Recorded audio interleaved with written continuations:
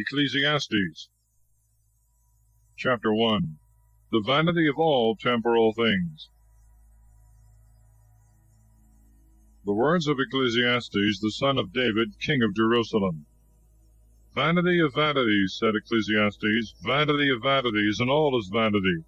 What hath a man more of all his labor, that he taketh under the sun? One generation passeth away, and another generation cometh, but the earth standeth forever. The sun riseth, and goeth down, and returneth to his place, and there rising again, maketh his round by the south, turneth again to the north.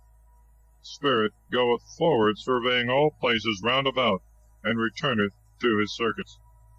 All the rivers run into the sea, yet the sea doth not overflow. Unto the place from whence the rivers come, they return to flow again. All things are hard, man cannot explain them by word. The eye is not filled with seeing, neither is the ear filled with hearing. What is it that hath been? Same thing that shall be. What is it that hath been done? Same that shall be done. Nothing under the sun is new, neither is any man able to say, Behold, this is new. For it hath already gone before in the ages that were before us. There is no remembrance of former things, nor indeed of those things which hereafter are to come. Shall there be any remembrance with them that shall be in the latter end? I, Ecclesiastes, was king over Israel in Jerusalem, and I proposed in my mind to seek and search out wisely concerning all things that are done under the sun.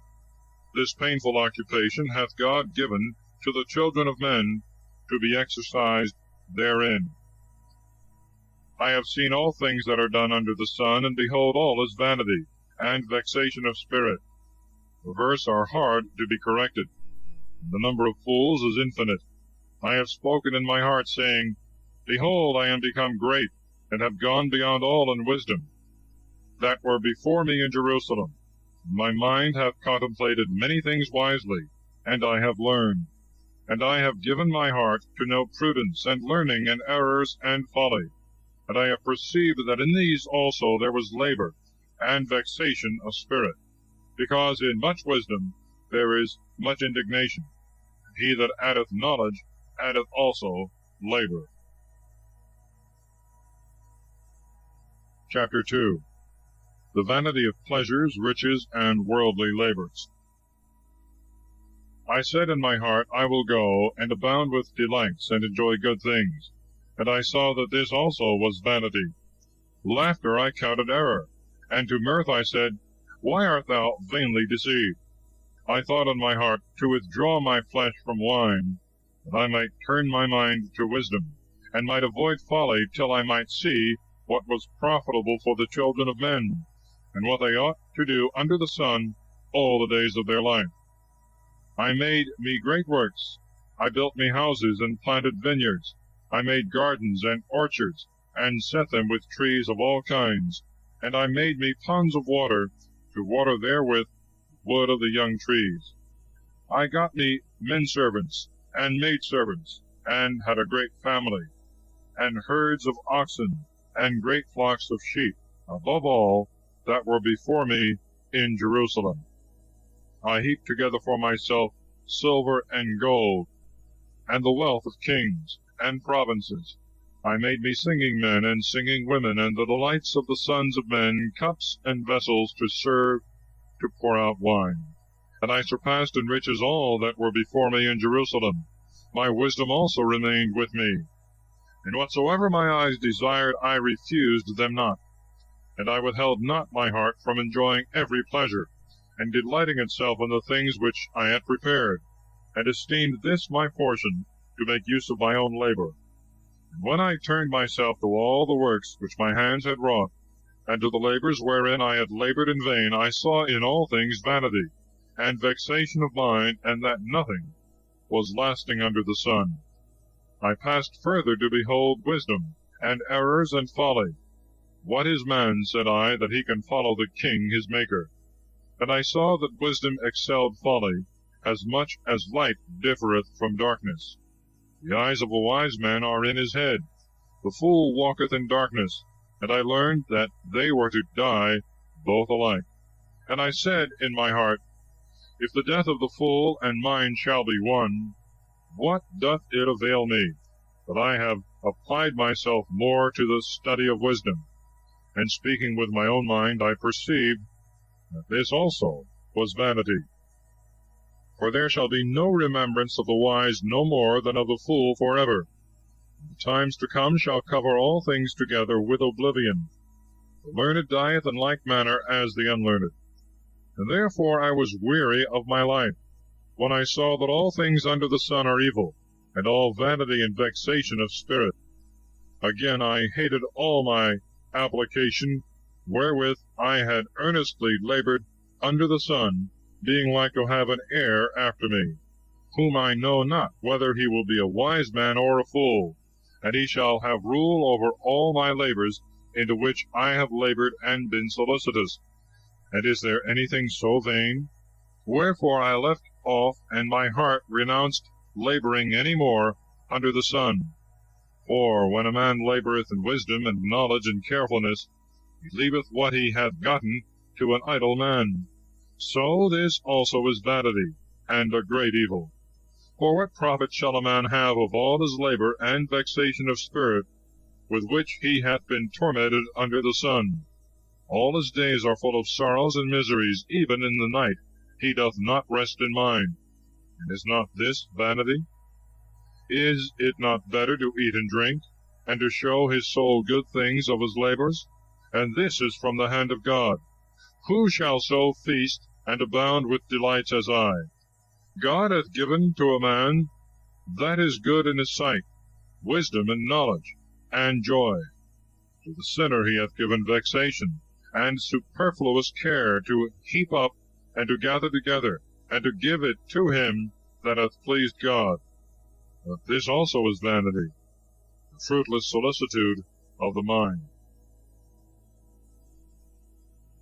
Chapter 3.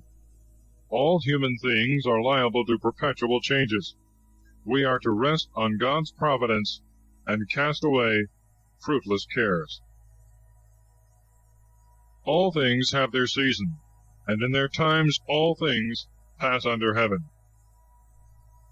A time to be born, and a time to die, a time to plant, and a time to pluck up that which is planted, a time to kill, and a time to heal, a time to destroy, and a time to build, a time to weep, and a time to laugh, a time to mourn, and a time to dance, a time to scatter stones, and a time to gather, a time to embrace, and a time to be far from embraces, a time to get, and a time to lose, a time to keep, and a time to cast away, a time to rend, and a time to sow, a time to keep silence, and a time to speak, a time of love, and a time of hatred, a time of war, and a time of peace.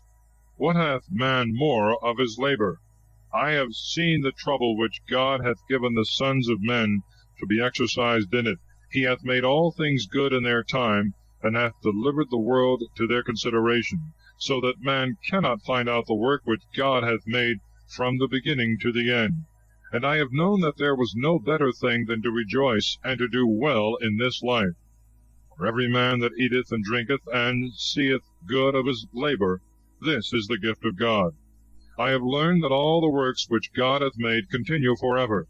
We cannot add anything, nor take away from those things which God hath made, that he may be feared. That which hath been made, the same continueth. Things that shall be have already been, and God restoreth that which is past. I saw under the sun in the place of judgment wickedness, and in the place of justice iniquity. And I said in my heart, God shall judge both the just and the wicked, and then shall be the time of everything. I said in my heart, concerning the sons of men, that God would prove them, and show them to be like beasts. Therefore the death of man and of beasts is one, and the condition of them both is equal. As man dieth, so they also die. All things breathe alike, and man hath nothing more than beast. All things are subject to vanity, and all things go to one place. Of earth they were made, and into earth they return together. Who knoweth if the spirit of the children of Adam ascend upward, and if the spirit of the beasts descend downward? And I have found that nothing is better than for a man to rejoice in his work, and that this is his portion. For who shall bring him to know the things that shall be after him? Chapter 4. Other instances of human miseries. I turned myself to other things, and I saw the oppressions that are done under the sun, and the tears of the innocent.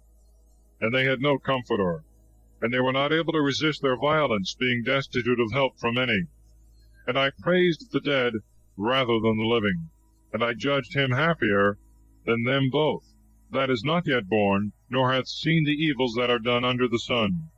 Again I considered all the labors of men, and I remarked that their industries are exposed to the envy of their neighbor. So in this also there is vanity and fruitless care. The fool foldeth his hands together, and eateth his own flesh, saying, Better is a handful with the rest, both hands full with labor, and vexation of mind. Considering, I found also another vanity under the sun. There is but one, and he hath not a second, no child, no brother, and yet he ceaseth not to labor. Neither are his eyes satisfied with riches, neither doth he reflect, saying, For whom do I labor, and defraud my soul of good things? This also is vanity and a grievous vexation. It is better, therefore, that two should be together than one, for they have the advantage of their society. If one fall, he shall be supported by the other. Woe to him that is alone, for when he falleth, he hath none to lift him up. And if two lie together, they shall warm one another. How shall one alone be warmed? And if a man prevail against one, two shall withstand him. The threefold cord is not easily broken.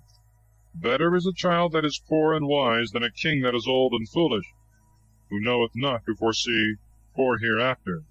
Because out of prison and chains sometimes a man cometh forth to a kingdom, and another born king is consumed with poverty. I saw all men living that walk under the sun with the second young man, who shall rise up in his place. The number of the people of all that were before him is infinite. They that shall come afterwards shall not rejoice in him. But this also is vanity and vexation of spirit. Keep thy foot when thou goest into the house of God, and draw nigh to hear. For much better is obedience than the victims of fools who know not what evil they do. Chapter 5. Caution in words. Vows are to be paid. Riches are often pernicious. The moderate use of them is the gift of God. Speak not anything rashly, and let not thy heart be hasty to utter a word before God. For God is in heaven, and thou upon earth. Therefore let thy words be few. Dreams follow many cares, and in many words shall be found folly. Thou hast vowed anything to God, defer not to pay it, for an unfaithful and foolish promise displeaseth him. But whatsoever thou hast vowed, pay it. And it is much better not to vow than after a vow not to perform the things promised. Give not thy mouth to cause thy flesh to sin, and say not before the angel, There is no providence, lest God be angry at thy words, and destroy all the works of thy hands. Where there are many dreams, there are many vanities, and words without number. But do thou fear God. If thou shalt see the oppressions of the poor, and violent judgments, and justice perverted in the providence, wonder not at this matter. For he that is high hath another higher, and there are others still higher than these. Moreover, there is the king that reigneth over all the land, subject to him. A covetous man shall not be satisfied with money, and he that loveth riches shall reap no fruit from them. So this also is vanity. Where there are great riches, there are also many to eat them. And what doth it profit the owner, but that he seeth the riches with his eyes? Sleep is sweet to a laboring man, whether he eat little or much, but the fullness of the rich will not suffer him to sleep. There is also another grievous evil which I have seen under the sun, riches kept to the hurt of the owner. For they are lost with very great affliction.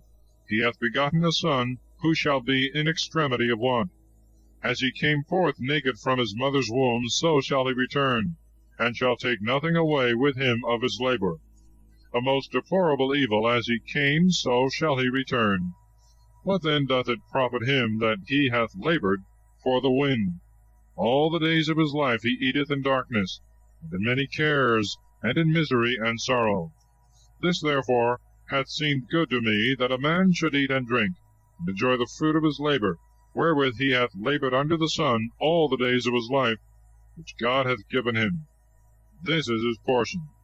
And every man to whom God hath given riches and substance, and hath given him power to eat thereof, and to enjoy his portion, and to rejoice of his labor, this is the gift of God. For he shall not much remember the days of his life, because God entertaineth his heart with delight. Chapter 6. The misery of the covetous man. There is also another evil which I have seen under the sun, and that frequent among men. A man to whom God hath given riches and substance and honor, and his soul wanteth nothing of all that he desireth, yet God doth not give him power to eat thereof, but a stranger shall eat it up. This is vanity, and a great misery. If a man beget 100 children, and live many years, and attain to a great age, and his soul make no use of the goods of his substance, and he be without burial, of this man I pronounce that the untimely born is better than he. For he came in vain, and goeth to darkness, and his name shall be wholly forgotten. He hath not seen the sun, nor known the distance of good and evil. Though he lived 2,000 years, and hath not enjoyed good things, do not all make haste to one place? All the labor of man is for his mouth, but his soul shall not be filled. What hath the wise man more than the fool? And what the poor man, but to go thither where there is life? Better it is to see what thou mayest desire, than to desire that which thou canst not know. But this also is vanity and presumption of spirit. He that shall be, his name is already called, and is known. He is man, and cannot contend in judgment with him that is stronger than himself. There are many words that have much vanity in disputing. Chapter 7. Prescriptions against worldly vanities, mortification, patience, and seeking wisdom. What needeth a man to seek things that are above him, whereas he knoweth not what is profitable for him in his life, in all the days of his pilgrimage, and the time that passeth like a shadow? For who can tell him what shall be after him under the sun? A good name is better than precious ointments, the day of death than the day of one's birth. It is better to go to the house of mourning than to the house of feasting, for in that we are put in mind of the end of all, and the living thinketh what is to come. Anger is better than laughter, because by the sadness of the countenance the mind of the offender is corrected. The heart of the wise is where there is mourning, and the heart of fools where there is mirth. It is better to be rebuked by a wise man than to be deceived by the flattery of fools. For as the crackling of thorns burning under a pot, so is the laughter of a fool. Now this also is vanity. Oppression troubleth the wise, and shall destroy the strength of his heart. Better is the end of a speech than the beginning. Better is the patient man than the presumptuous. Be not quickly angry, for anger resteth in the bosom of a fool. Say not, what thinkest thou is the cause that former times were better than they are now? For this manner of question is foolish. Wisdom with riches is more profitable, and bringeth more advantage to them that see the sun. For as wisdom is a defense, so money is a defense. Learning and wisdom excel in this. They give life to him that possesseth them. Consider the works of God, that no man can correct whom he hath despised. In the good day enjoy good things, and beware beforehand of the evil day. For God hath made both the one and the other, that man may not find against him any just complaint. These things also I saw in the days of my vanity. The just man perisheth in his justice, the wicked man liveth a long time in his wickedness. Be not overjust, and be not more wise than is necessary, lest thou become stupid. Be not overmuch wicked, and be not foolish, lest thou die before thy time. It is good that thou shouldst hold up the just, yea, and from him withdraw not thy hand. He that feareth God neglecteth nothing. Wisdom hath strengthened the wise more than 10 princes of the city. For there is no just man upon earth that doth good, and sinneth not. But do not apply thy heart to all words that are spoken, lest perhaps thou hear thy servant reviling thee. For thy conscience knoweth that thou also hast often spoken evil of others. I have tried all things in wisdom. I have said, I will be wise, and it departeth farther from me. Much more than it was, it is a great depth. Who shall find it? I have surveyed all things with my mind, to know and consider and seek out wisdom and reason, and to know the wickedness of the fool, and the error of the imprudent. And I have found a woman more bitter than death, who is the hunter's snare, and her heart is a net, and her hands are bands. He that pleaseth God shall escape from her. He that is a sinner shall be caught by her. Lo, this have I found, said Ecclesiastes, weighing one thing after another, that I might find out the account, which yet my soul seeketh, and I have not found it. One man among 1,000 I have found, a woman among them all I have not found. Only this I have found, that God made man right, and he hath entangled himself with an infinity of questions. Who is as the wise man? Who hath known the resolution of the word? Chapter 8. True wisdom is to observe God's commandments. The ways of God are unsearchable. The wisdom of a man shineth in his countenance, and the most mighty will change his face. I observe the mouth of the king, and the commandments of the oath of God. Be not hasty to depart from his face, and do not continue in an evil work. For he will do all that pleaseth him. And his heart is full of power, neither can any man say to him, Why dost thou so? He that keepeth the commandment shall find no evil. The heart of a wise man understandeth time and answer. There is a time and opportunity for every business, and great affliction for man. Because he is ignorant of things past, and things to come he cannot know by any messenger. It is not in man's power to stop the spirit, neither hath he power in the day of death, neither is he suffered to rest when war is at hand, neither shall wickedness save the wicked. All these things I have considered, and applied my heart to all the works that are done under the sun. Sometimes one man ruleth over another to his own hurt. I saw the wicked buried, who also, when they were yet living, were in the holy place, and were praised in the city as men of just works. But this also is vanity, for because sentence is not speedily pronounced against the evil, the children of men commit evils without any fear. But though a sinner do evil 100 times, and by patience be borne withal, I know from thence that it shall be well with them that fear God, and dread his face. Let it not be well with the wicked, neither let his days be prolonged, but as a shadow let them pass away that fear not the face of the Lord. There is also another vanity which is done upon the earth.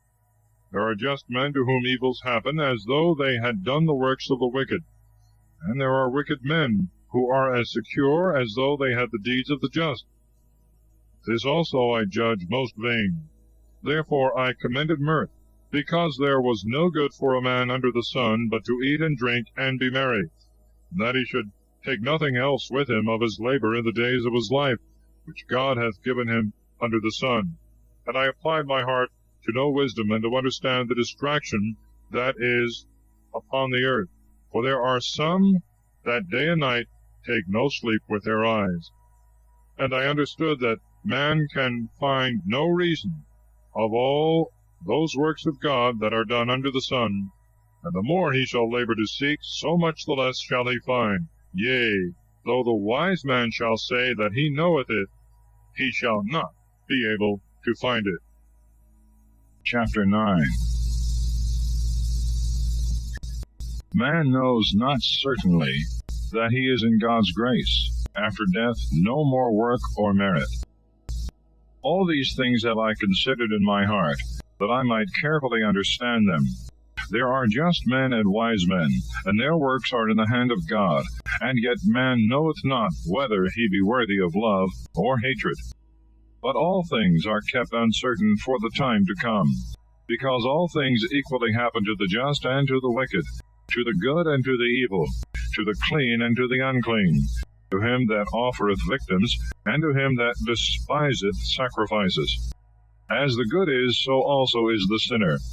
As the perjured, so he also that sweareth truth.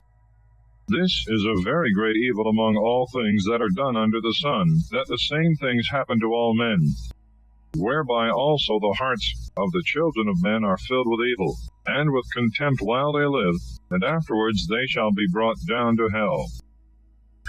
There is no man that liveth always, or that hopeth for this. A living dog is better than a dead lion. For the living know that they shall die, but the dead know nothing more, neither have they a reward any more, for the memory of them is forgotten. Their love also, and their hatred, and their envy are all perished. Neither have they any part in this world, and in the work that is done under the sun. Go then, and eat thy bread with joy, and drink thy wine with gladness, because thy works please God.